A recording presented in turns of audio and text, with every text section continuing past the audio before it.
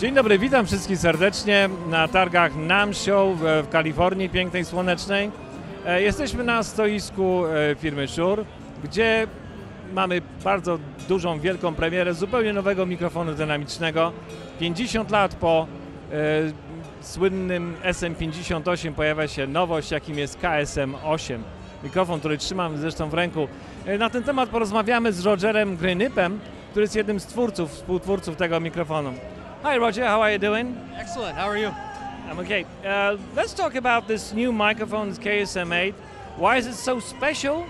And why do we have to introduce that absolutely, totally new mic after 50 years, you know, of the dominance of the already perfect SM58? KSM8 microphone is the world's first cardioid dual diaphragm dynamic handheld microphone.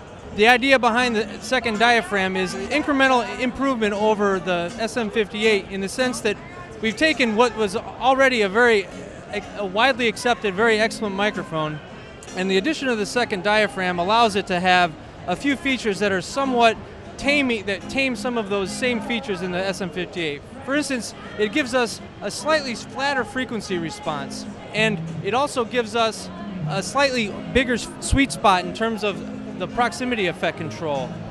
And all this is because of the second rear diaphragm. That's a passive feature over the rear port of the microphone. Okay. So we have two diagrams here.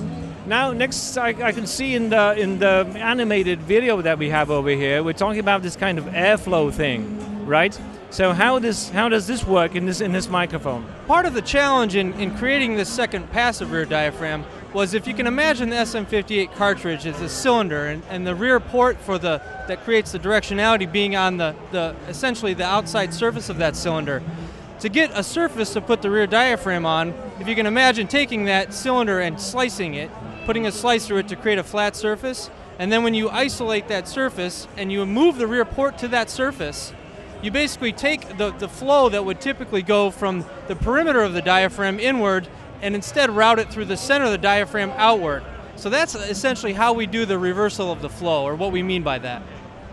So basically what it means for the artist, for the vocalist, we have this sort of extended sweet spot, right? Because traditionally a microphone has a very boomy kind of, we call this the proximity effect, when it's very close to your mouth, and then once we get it further away, it gets very, very thinner. This microphone doesn't have this kind of characteristics. So the sweet spot is all the way like this, right?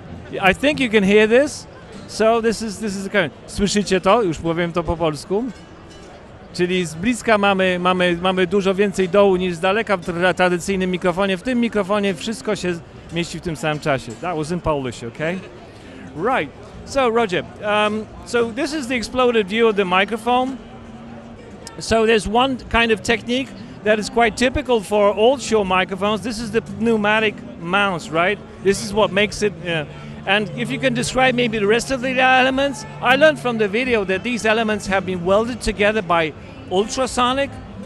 Wow, that's something, and laser kind of thing.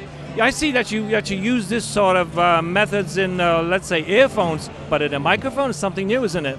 Because we had to route the flow, or reverse the flow, and then route the flow ultimately back around to there still is a need to have that rear cavity.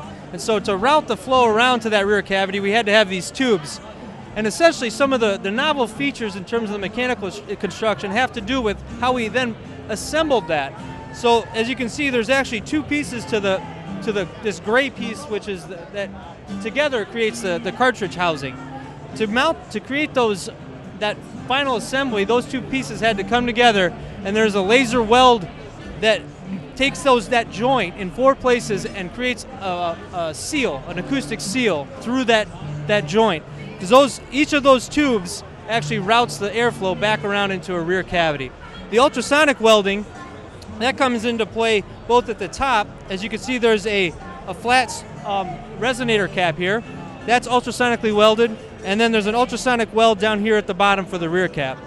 Dla tych wszystkich, którzy chcą wypróbować najnowszy mikrofon KSM8, po prostu zapraszamy do nas. W Warszawie mamy już te mikrofony. Dziękuję bardzo.